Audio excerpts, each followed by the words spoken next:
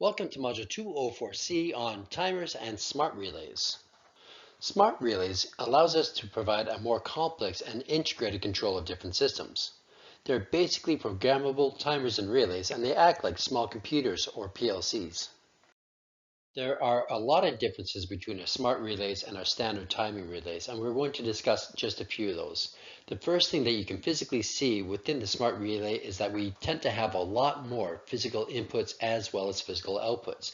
What is interesting is that, unlike a normal relay, my inputs are not directly connected mechanically to any of my outputs. However, I can use my programming within my device to assign different inputs and outputs together. Not only do I have my physical inputs and outputs, but I can also add virtual inputs and outputs within the programming. So I can handle multiple inputs and outputs depending on what I wanted to do. Hi guys, we're going to take a look at the smart relay here. So this is a Schneider Smart Relay SR3 model type B101FU. And from what we can see on here is a number of different things. These relays work quite a bit differently than any of the other types of relays that we looked at so far. We have our line and our neutral here.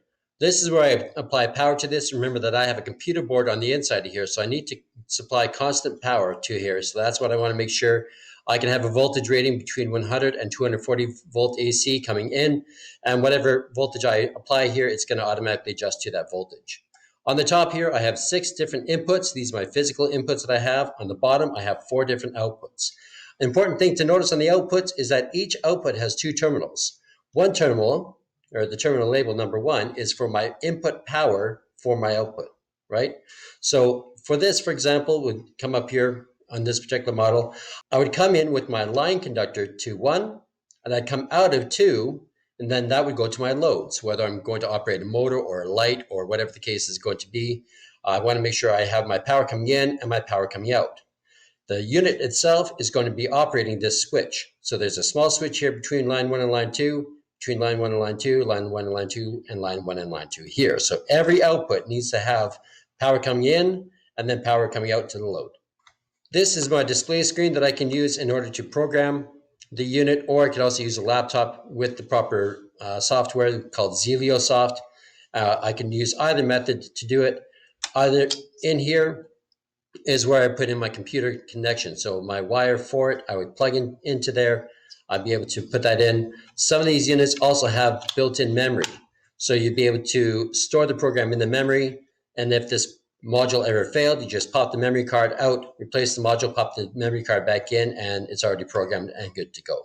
So that's a bit of a breakdown on how this looks and what the wiring is, and I'll do another video showing you what some of the programming looks like. The programming that goes into my smart relays is called function block language, and it is a ladder logic programming. We can either program them right on the screen that is attached to the relay, or we can plug a laptop into the relay and program it that way. A lot of the smart relays will also have removable memory blocks, so you can actually store the program on the memory block, and if that relay were to fail, you would remove the memory block, put on the new unit, put the memory block into the new unit, and you don't need to do any further programming. Within the programming, we have a number of different symbols and codes that are used to tell the device what it's supposed to act like. Here is the ZelioSoft program that we use in order to program our smart relays. Once you understand the language that they use and all the rules around their structure, this isn't very hard to use at all. Basically what we have is we have 5 different columns here, and this is where I can put all my controls and my connection lines. And over here, this is where I put all my loads, where it says coil. Down on the bottom, I see all sorts of different things here. This is where I would find my inputs. So to start this, I'm going to come up here, click and drag on input 1, and I'm going to drop it right there.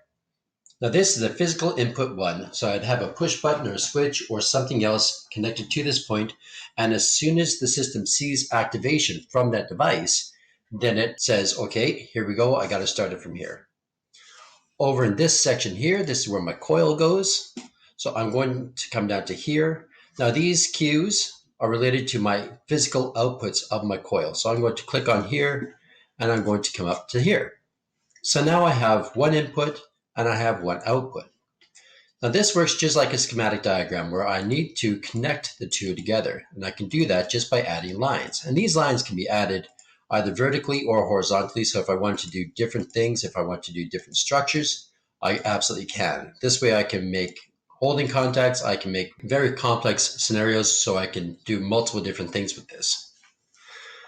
This contact here is normally open contact. However, I can also do the exact same thing as normally closed. I place that in place, I do a right click, and I choose normally closed. Over here, I can't use the same output more than once. I can only ever use the same output once. So now I'm going to, instead of putting Q1, I'm going to put Q2, which is going to be my second physical output. I'm going to connect these two lines together. So now I have my input 1 here controlling coil Q1 here, and I have input 1 here controlling coil 2 here. The difference is the type of contact that I have. This one's normally open and this one is normally closed. Keep in mind that the device I'm going to use for my input is going to be normally open push button, but both these two lines are going to treat that differently. I'm going to come up here where I can simulate the running of this. So as soon as I hit the run, this is me energizing the system right away and not pushing any other buttons or doing anything else. You'll see that line 2 is now red. That indicates that I have power going from my I1, and that is energizing my Q2. The normally closed I1 is treating my normally open push button like it's a normally closed one. Now, if I were to come over here and go click, this is like me pushing the button. Now my normally open I1 has energized coil 1. And my normally closed I1 has de-energized coil 2. So the normally open and normally closed contacts are built into the smart relay itself. And I can use any type of switch I want. I can make that switch act as if it was normally open or act as if it was normally closed without physically changing anything. Keep in mind, if I did have a normally closed switch in here, then this would be reversing itself, where my normally closed switch with the normally closed contact inside my program would make that switch act as if it was a normally open switch instead. It gets a little confusing, but if you think it through, it does make sense. The type of programs I can create with the Smart Relay are practically unlimited. There's amazing things that you can do with these. Zeliosoft actually has an examples guide that shows you a few of the different things that we can do, such as greenhouse lighting, home lighting, automatic gate control, underground car park control, room temperature regulation, and boiler control. These are just a few of the many, many different things that we can do with it. To take a look at what the actual program here is, this is the program for the gate control. And within here, we have a few different things. So if I scroll up, I can see what my physical inputs are, and I can see what my physical outputs are.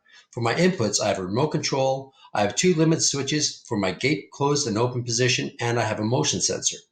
For my output, I have gate opening and gate closing. So these two outputs can actually control a reversing contactor to reverse the motor for closing and opening function.